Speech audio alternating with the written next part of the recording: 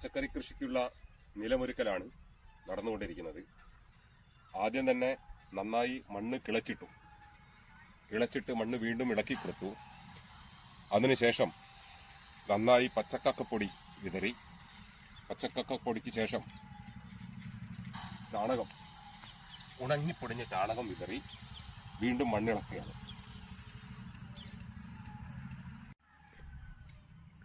കമ്പോസ്റ്റായി മാറിയ കരിയിലകൾ, മറ്റ് അവശിഷ്ടങ്ങൾ എല്ലാം കൂട്ടിവെച്ചത് പച്ചക്കറിയുടെ തടത്തിൽ ചേർത്ത് കൊടുക്കുന്നു.